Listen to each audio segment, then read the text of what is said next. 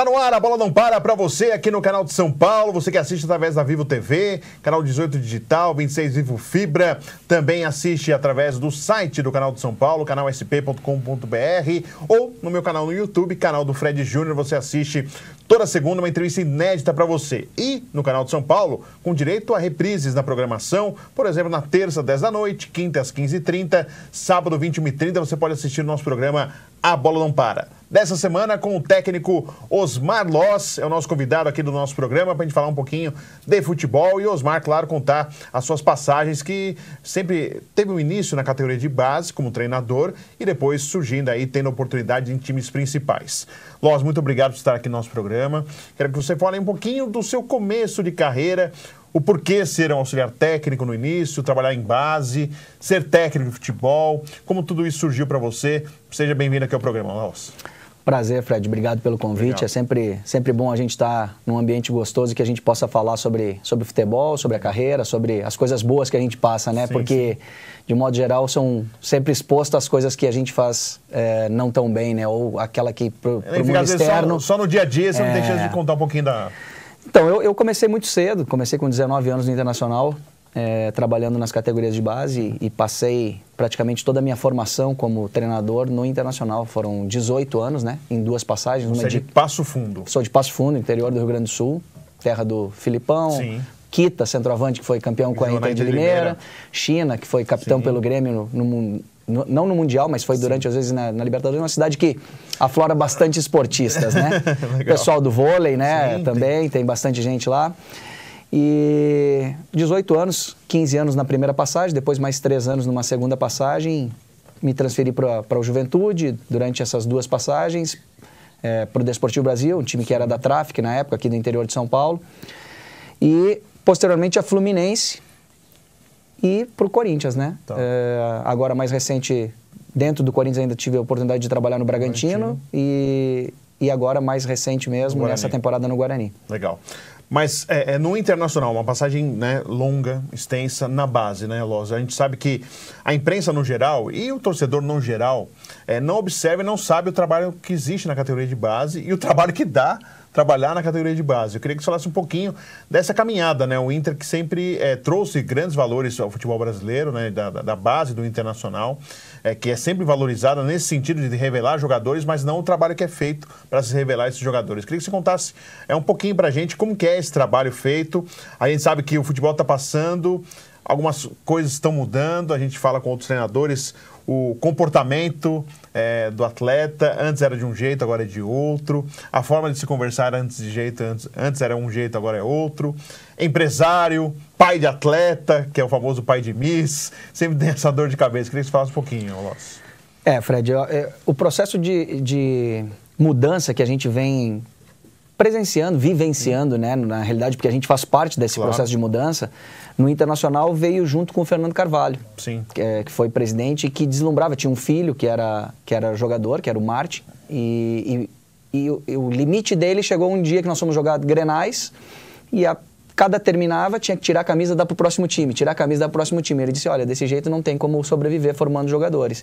E a partir daí, ele foi o grande incentivador e modelou completamente o processo de formação de jogadores internacional. E aí a gente viu aquela leva de jogadores em todas as gerações, né? De Tyson, de Walter, de Rafael Sobis, de Nilmar, ou seja, de Lúcio, uma multidão de atletas Pato mais para frente, Luiz Adriano. Sim. Ou seja, realmente foi muito produtiva essa mudança. Se caracterizou por um dos maiores formadores no Brasil em determinado momento. Verdade. Hoje vem de novo passando por uma reformação. Rivalizava com o São Paulo aqui.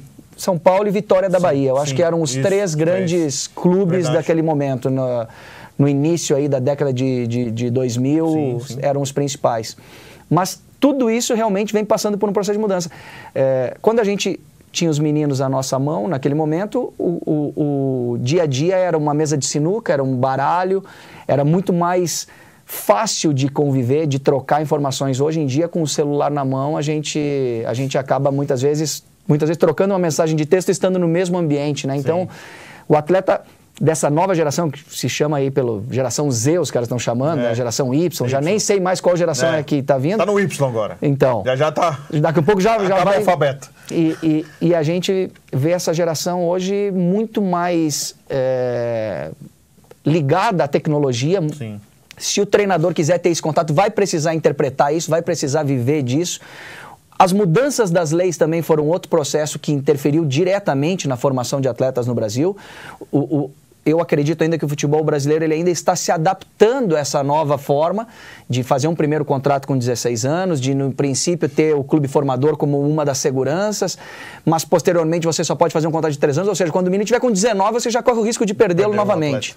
Então é muito ainda, eu acho que, novidade. Acho que os clubes ainda estão em processo de adaptação e eu pude presenciar tudo isso, vivenciar tudo isso, essas mudanças que foram ocorrendo durante o tempo. E claro, você citou dos clubes, eu acho que a preocupação maior dos clubes, e acho que foi a grande falha, mas que num primeiro momento a gente até entende pela situação financeira, eles ficam muito mais preocupados em perder o dinheiro do clube formador do que realmente pensar numa estratégia para segurar o garoto. Acho que foi assim no começo, né, Lócio? Certamente. Nós passamos por um processo que eu acho que atrapalhou demais. Eu vivenciei isso com muitos atletas. De assim, o medo de perder quando chegasse ao fim do contrato fez com que os clubes fizessem contratos como se fossem jogadores já afirmados. Sim, com grandes salários. Exatamente. E isso gerou muitas perdas, porque o menino achava que já não precisava mais. Já era o craque, né? Já tinha um salário muito maior do que talvez alguns profissionais de outras divisões, que não a Série A e Série B, já recebiam naquele momento. Então, virou uma faca que ela vinha contra você. Sim. Era um benefício pessoal para o atleta, que a lei impulsionava que os clubes tivessem que fazer para ter a segurança de ter o atleta, mas ela foi muito mal dimensionada. E aí até o momento em que se reduziu novamente, se estabeleceu, mas eu acho que ainda as leis precisam de mudanças para que o trabalho de formação seja seguro para os clubes. Porque hoje, muitos clubes no Brasil investem muito, mas investem mais por uma cultura do que por uma segurança de que vão aproveitar esses próprios jogadores nas suas equipes principais. Não é nem uma filosofia, né? Vamos ter um trabalho para a gente poder gerar frutos para nós. É muito mais uma cobrança que existe. Poxa, não revela.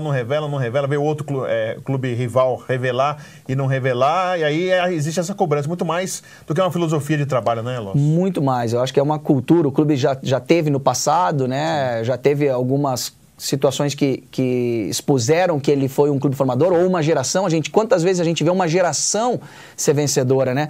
Eu vivenciei isso no próprio Corinthians agora no Sub-20. Com todo respeito, não é uma padaria, tem pão quente a toda hora. Não é assim, né? Não, eu tive essa semana a oportunidade de participar de um painel com o diretor esportivo do River e com o Mauro e tratávamos justamente dessa questão da eficiência da formação, né? Sim. Porque todo mundo está disposto a receber o craque. Sim. Receber aquele jogador que é diferenciado. Mas e aqueles que são os médios, que vão dar sustentação, que são os pilares para que esse craque venha a poder fazer dentro do campo? Esses é o que nós temos que melhorar a política de aproveitamento. E não vai, como você disse, ter um pão enfeitado a todo momento. Normalmente vai ser um pão mais simples e a gente tem que saber usar, porque foi investido, foi decorrido tempo e trabalho em cima dele e dinheiro. Com certeza. Lócio, e como está essa relação? E outro dia a gente teve o Visoli aqui, a gente conversou um pouquinho, ele faz trabalho no São Paulo há tanto tempo.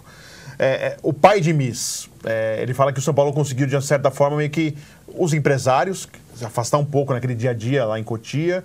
A gente sabe que tem de tudo, porque tem o empresário, tem o cara que vende o relógio, tem o cara que vende a corrente, tem a necessaire, os produtos de sabonete, sabão. Porque a gente sai, os caras saem do vestiário, Lócio, todo mundo com o mesmo perfume, é engraçado, cada um segue a mesma coisa. Existe, parece que uma regra, né? Tem que ser daquele jeito, né? Tem uma tribo já, Isso. Tem que ser o mesmo estilo.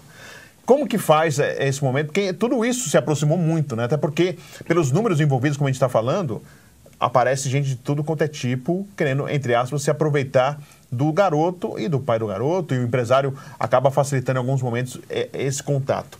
Como que é feito tudo isso e essas mudanças exatamente de postura? Porque hoje a gente sabe que você não pode cobrar como você cobraria há 10 anos. Acho que recuando nem tanto. Há 5 anos você não pode cobrar hoje um jogador como você cobraria há 5 anos, Lócio.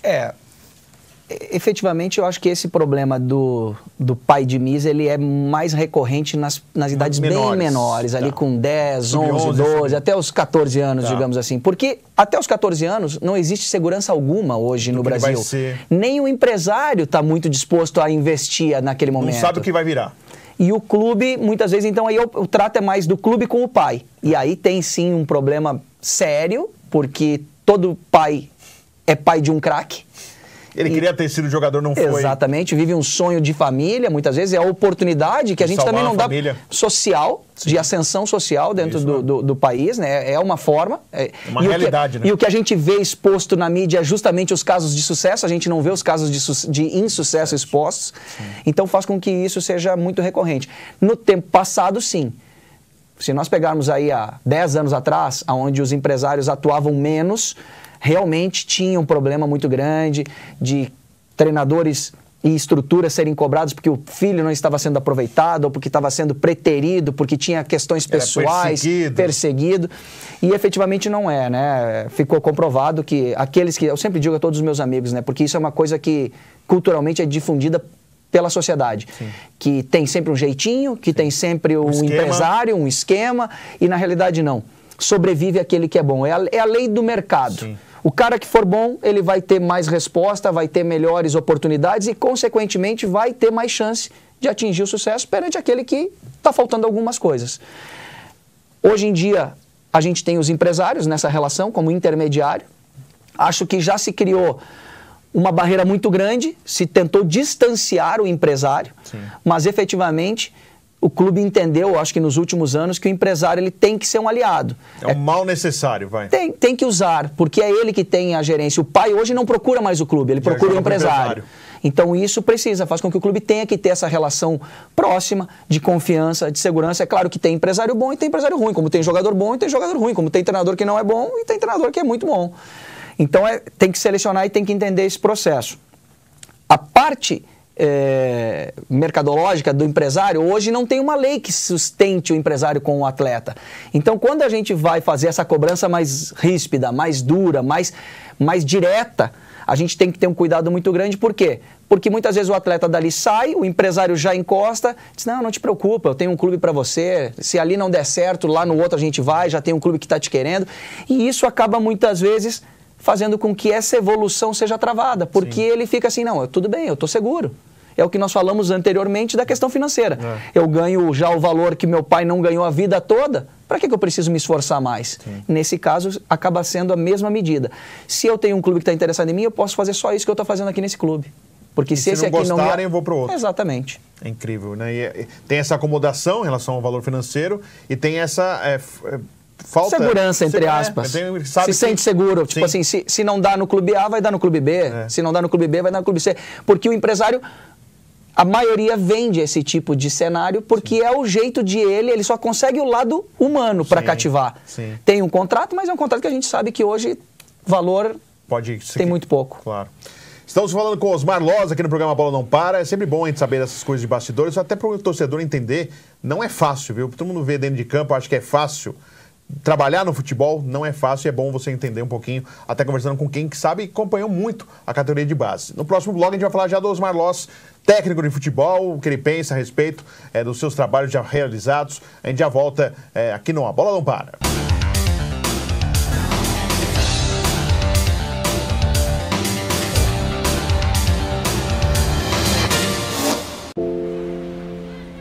Foi nesse quarto que Pedro viveu nos últimos meses.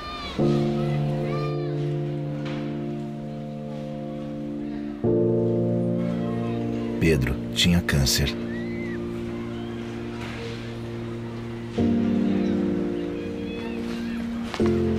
Não tem mais. Colabore com a Tuca.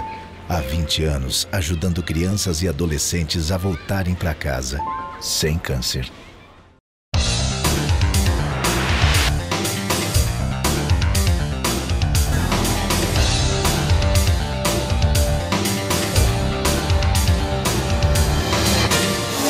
Estamos de volta, a bola não para aqui para você, hoje com o técnico Osmar Loz, você que acompanha através do canal sp.com.br, através da Vivo TV, canal 18 Digital, 26 Vivo Fibra, ou no meu canal no YouTube, canal do Fred Júnior, você assiste toda segunda, uma entrevista inédita para você, com reprises na programação do canal de São Paulo. Loz, agora falando um pouquinho, você já como técnico, né, trabalhando na base, bastante tempo, aí vem o Osmar Loz como treinador, a primeira oportunidade... Você teve no Bragantino trabalhando e depois você teve no Corinthians, né?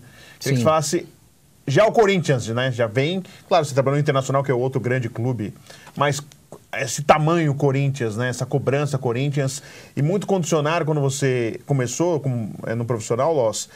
O Carille deu certo, com o Loss também vai dar. Colocaram muito isso como exemplo.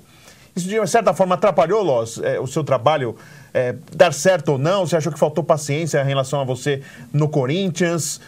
Se tivesse tido a paciência da segunda passagem que tiveram com o Carille, não a primeira que não deu certo, né? O Carille bateu e voltou. Teria sido diferente? Ou como que você analisa esse momento, passar um tempinho já, Loss? Olha, eu acho que o tempo que foi dado foi justo. Foi. Eu não me sinto injustiçado no Corinthians pela diretoria que lá esteve, né? Andrés, Duílio, Alessandro. Eu acho que eles deram todo o suporte necessário. Eu acho que é um processo de reformulação. O que aconteceu no Corinthians foi justamente essa... não tem um culpado específico. A gente sempre procura visualizar um culpado, né? Encontrar algum vilão na história. Existiu uma reformulação de equipe durante a competição. Existiu uma janela de meio de ano de um clube que foi vitorioso pra caramba no ano de 2017 e que sempre acontece, são ciclos. A gente pode olhar, o time que for vencedor vai perder jogadores, é uma tendência. Existiu uma saída de um treinador que era idolatrado e que teve motivos para isso, um cara sensacional, um cara fora de série, meu amigo.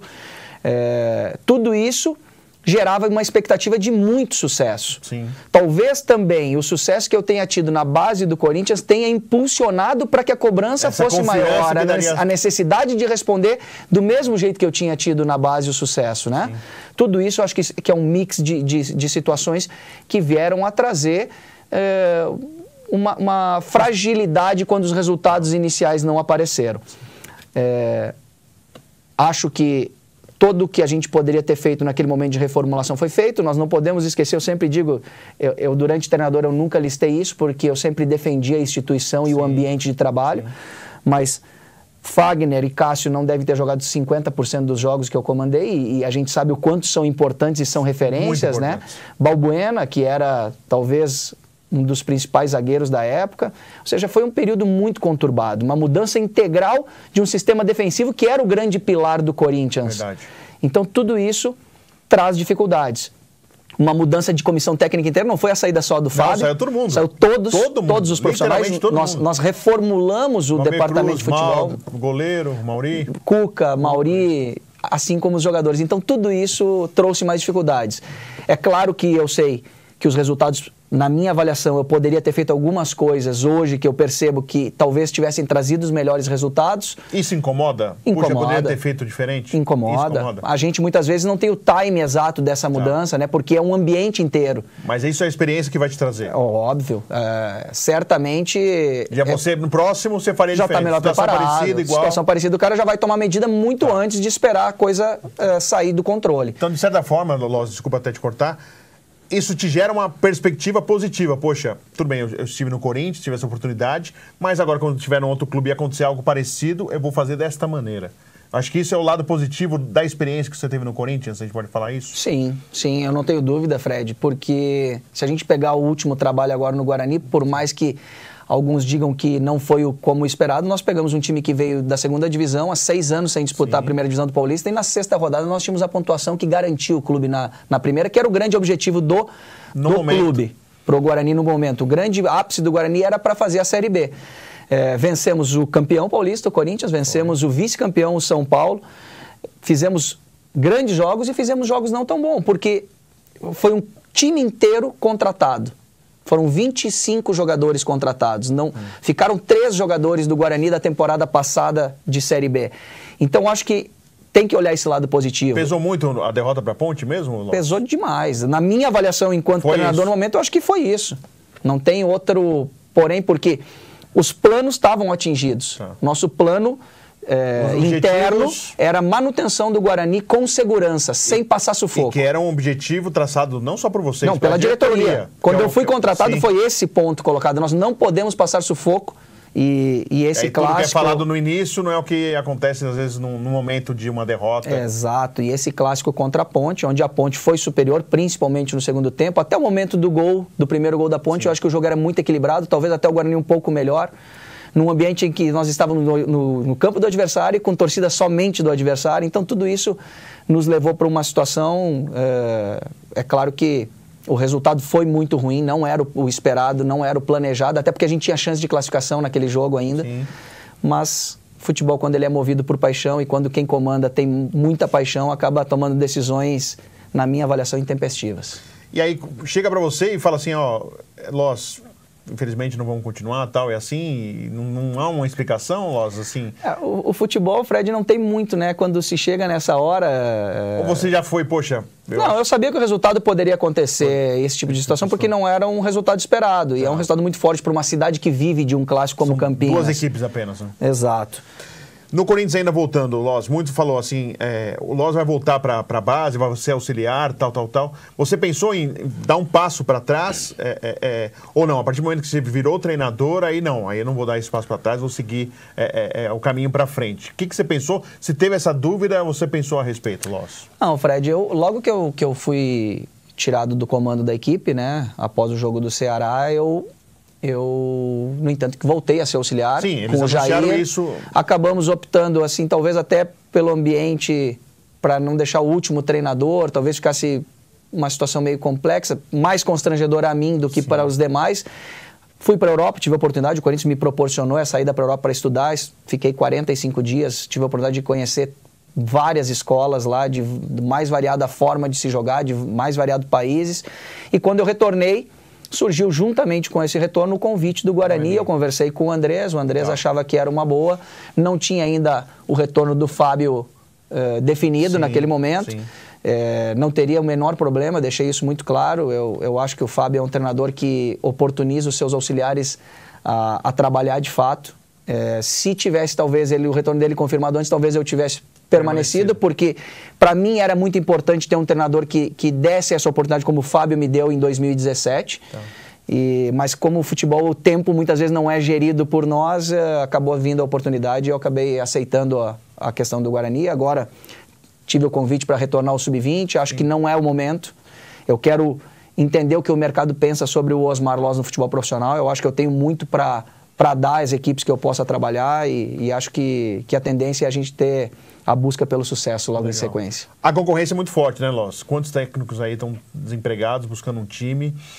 Como que você espera isso? Como que é? Você tem treinadores que não têm empresários, que vão realmente na expectativa de lembrarem do trabalho feito, o trabalho já realizado há algum tempo, algum clube. Outros não têm empresário que tenta colocar aí na pauta, na mesa, olha, você está procurando um treinador, eu tenho esse aqui, tal. Como que você pensa a respeito dessa concorrência que existe, que está cada vez mais acirrada?